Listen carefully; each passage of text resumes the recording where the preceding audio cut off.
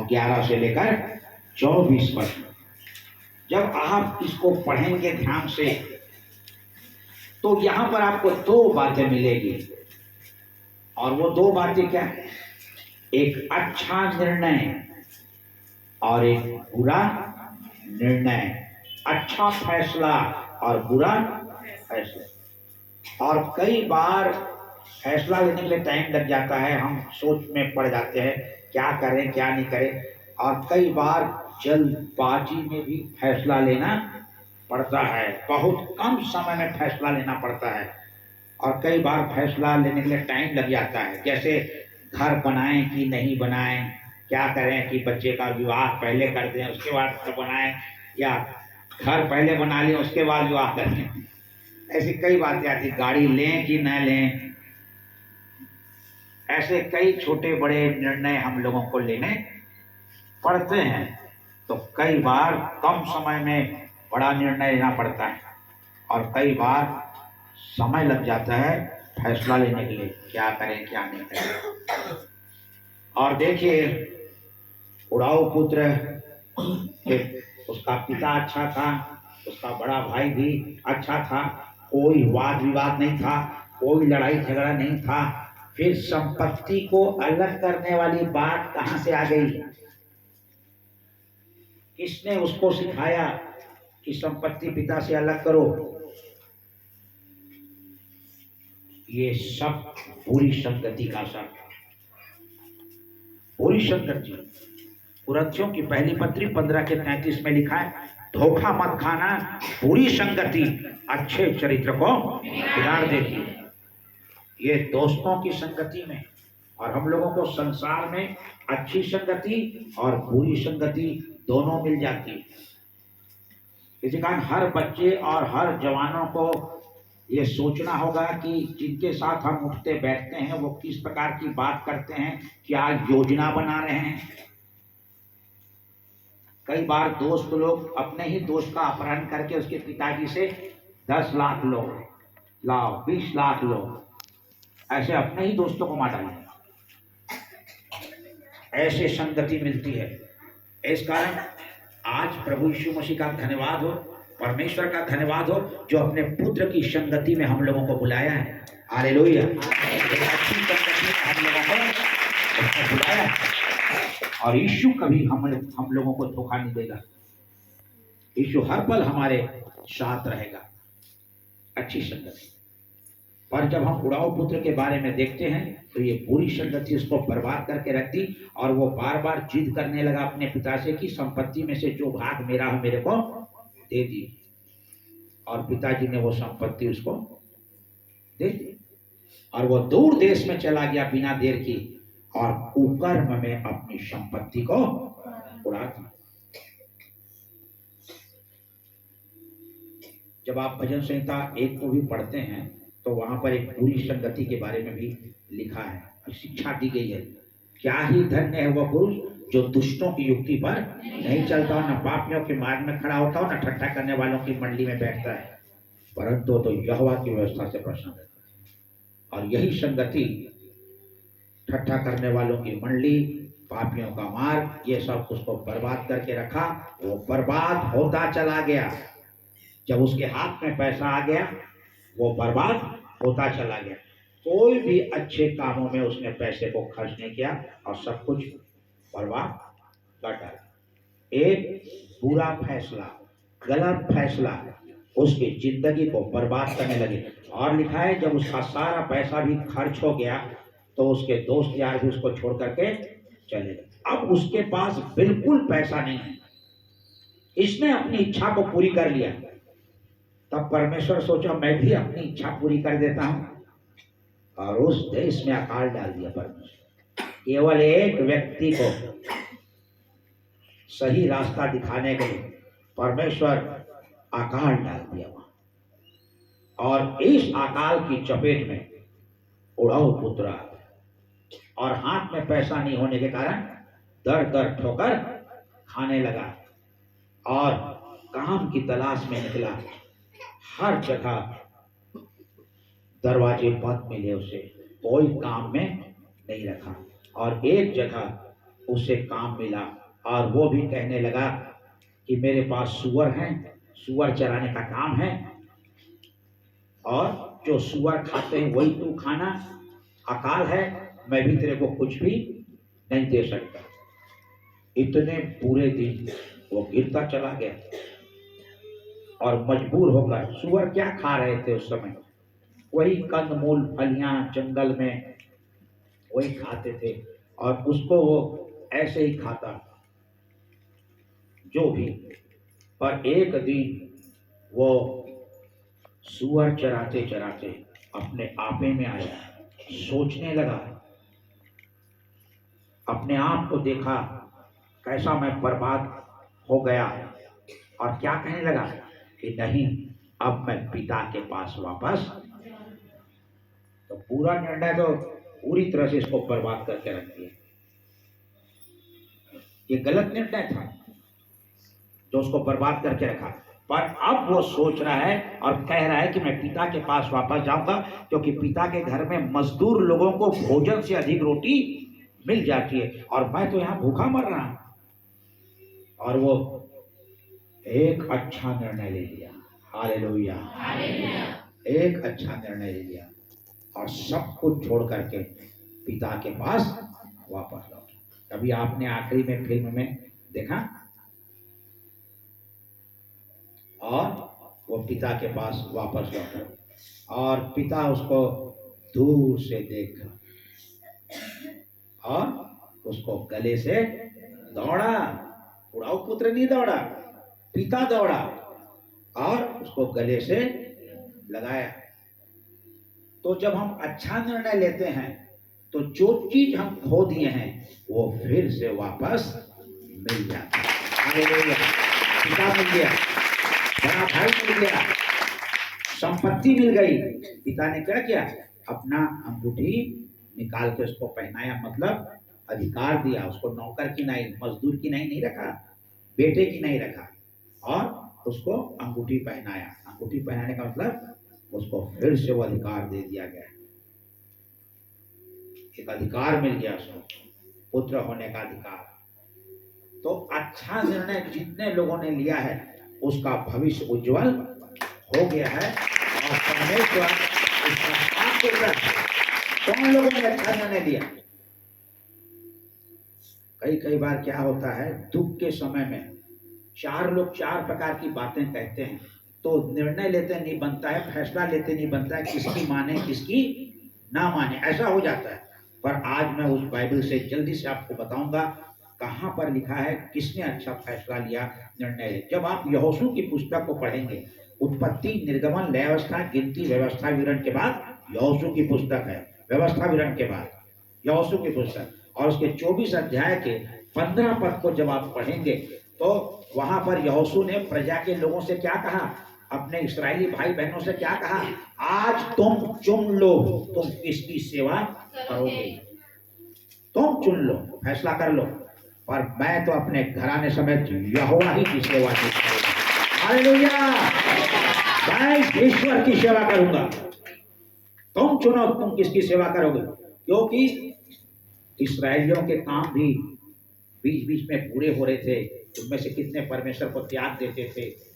इस दशा में इस्राएल जी रहा था, ऊंचा नीचा उनका जीवन हो रहा था। यहोशू ये सब कुछ देख रहा है, तो बोला फैसला कर लो तुमको क्या करना है, और मैं अपने घराने समेत यहोवा की सेवा। हालेलुया, एक अच्छा फैसला, एक अच्छा फैसला आज हमको लेना है। हालेलुया। और देखिए, एक ऐसी एक स्त्री के बारे में मैं आपको बता रहा हूँ, उसके जीवन में भी फैसला लेने का समय आ गया, पर दुखों का पहाड़ उस पर टूट पड़ा था।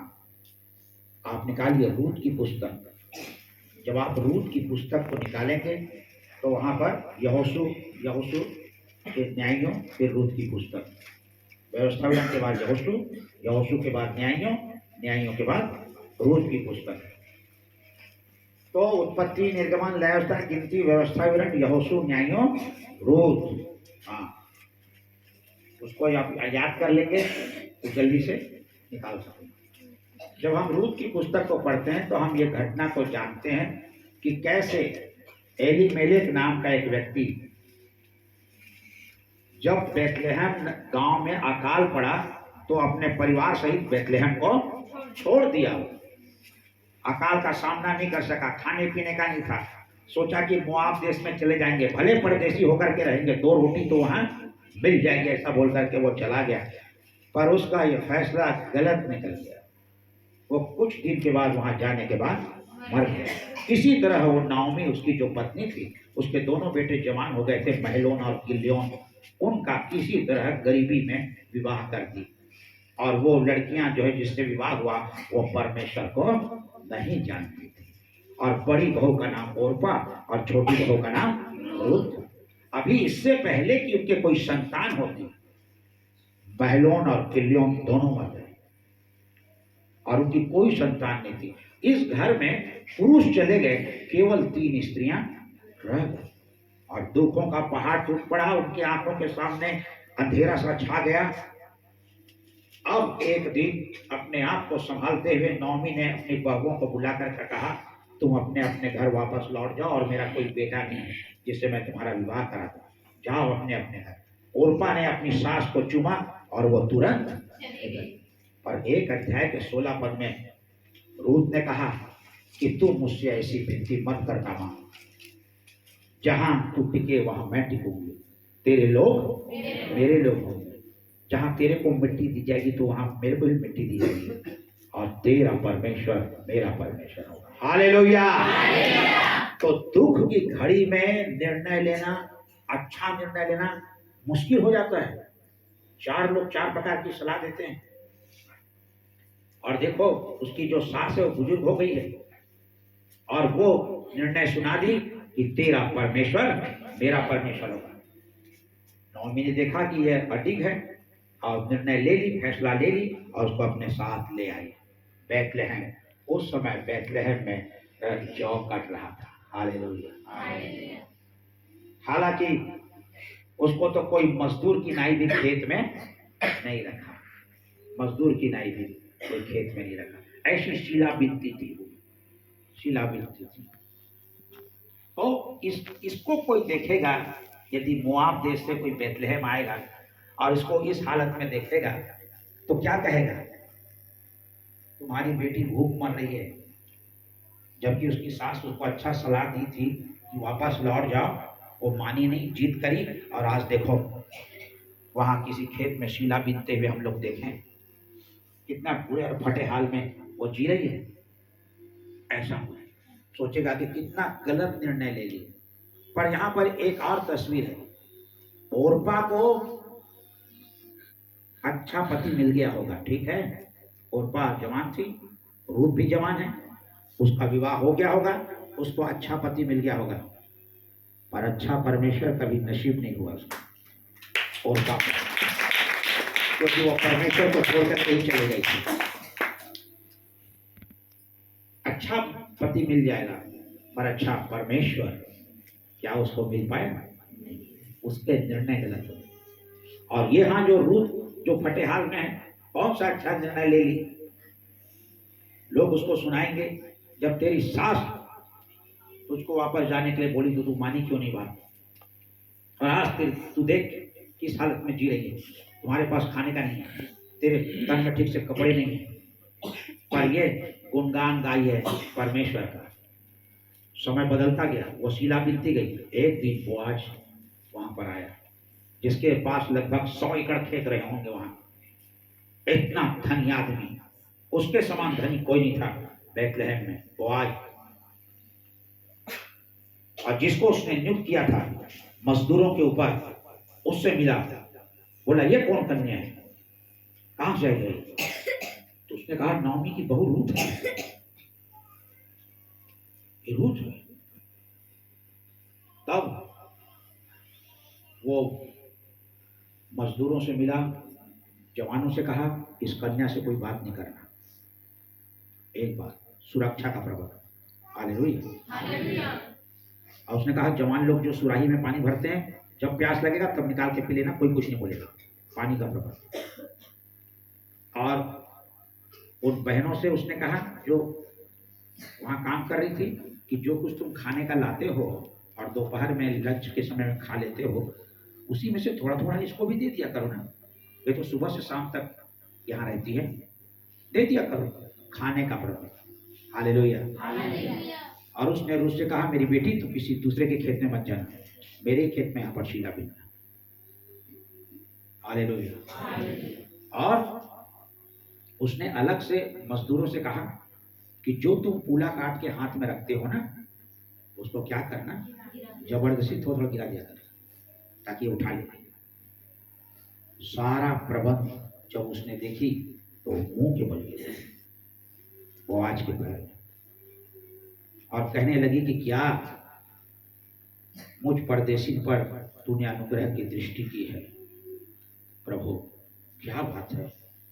तो उसने कहा कि तेरे बारे में मैंने बहुत कुछ सुन लिया है, मैं बहुत कुछ सुना हूं तेरे बारे में, तो सब कुछ छोड़ करके ऐसे लोगों में आ गई जिसको तू पहले कभी नहीं जानती थी। मेरे को ये सब बताया गया है तेरे बारे में। सारा प्रबंध किया और दिन गुजरते गए और उसके पश्चात उसने रूत से विवाह कर लिया। Hallelujah, hallelujah. इसका जो फैसला था बिल्कुल सही था, तेरा परमेश्वर। तो जब हम परमेश्वर को महत्व देंगे तो परमेश्वर भी हमको बोआज देगा। हालेलुया। जिनका शादी हो गया उनके लिए नहीं बोल रहा हूँ, जिनका नहीं हुआ है रूत लोगों का, उनके लिए बोल रहा हूँ।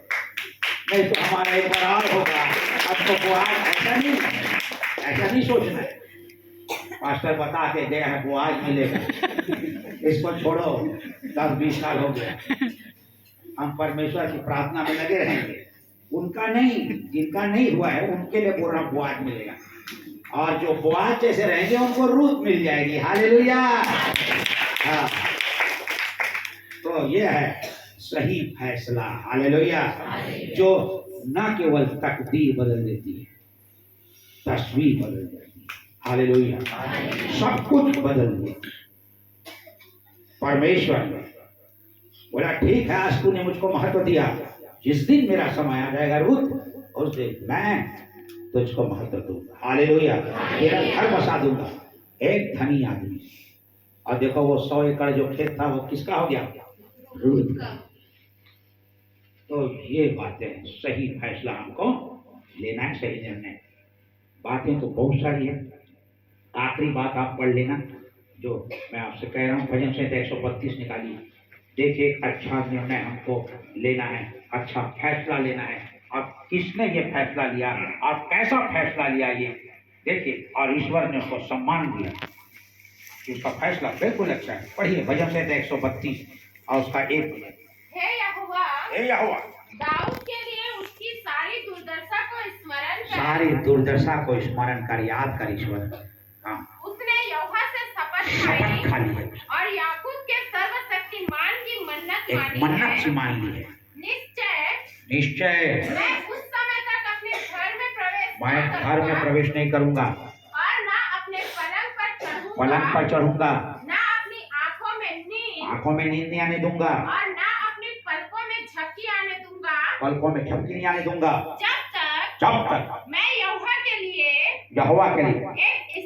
एक स्थान अर्थात याकूब के सर्वशक्तिमान के लिए निवास स्थान ना पा जाऊं, ना बना लूं। देख रहे हैं, ये अपने फैसले पर अडिग है। क्यों? क्योंकि जब आप दाऊद के बारे में पढ़ेंगे तो दाऊद क्या कहता है, मैं इतने अच्छे भवन में रहता हूँ, देवदार की लकड़ी की बनी हुई ये घर है मेरी, कितने अच्छे महल में मैं रहता हूँ, और मेरा परमेश्वर कहाँ रहता है, तंबू में।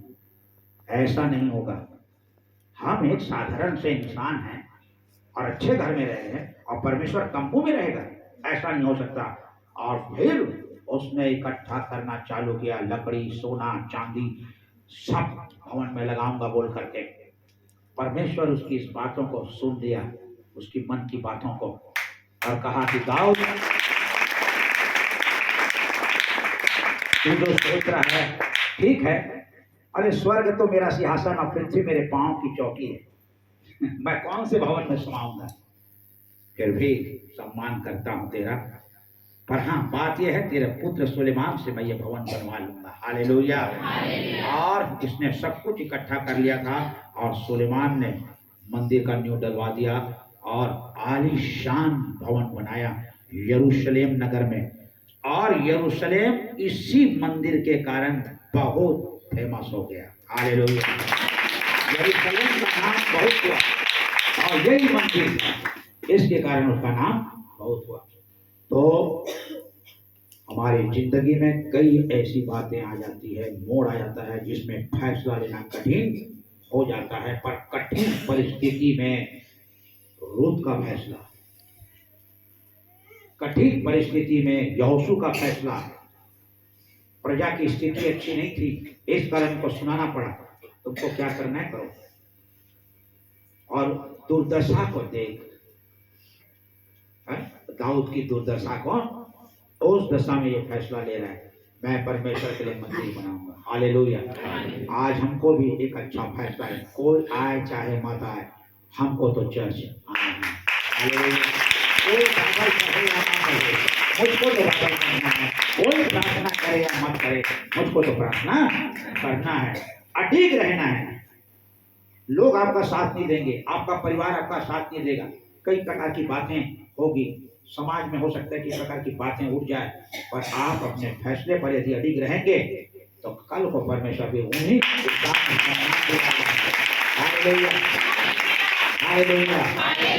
आइए हम अपने स्थानों पर खड़े हो जाएं एक अच्छे फैसले के साथ जीने के लिए। हालेलुया। और अपना कमर कस ले, साथ नहीं मिलेगा। संसार अभिलाषाओं की ओर आगे बढ़ता चला जा रहा है, अभिलाषाएं बढ़ती जा रही है। अंत के दिनों में कई ऐसे लोग जन्म लेंगे जो माता पिता की आज्ञा टालने वाले होंगे, उनका अनादर करने वाले होंगे, सुख विलास में जीने वाले होंगे, ये सारी बातें होंगे। पर आप मन ही मन परमेश्वर का धन्यवाद कीजिए कि परमेश्वर ने आपको ये संगति दिया है प्रभु यीशु मसीह के साथ। हालेलुया। अपने पुत्र की संगति में बुलाया है। यही संगति सबसे अच्छी संगति है संसार में, और कोई संगति उतनी अच्छी नहीं है। यीशु मसीह कभी आपको धोखा नहीं देगा। हालेलुया। जितने लोग सम्मान दिए उसको उसने ऊंचा उठाया है। हालेलुया। होली स्पिरिट। हालेलुया। धन्यवाद प्रभु यीशु, राजाओं के राजा, प्रभुओं के प्रभु। होली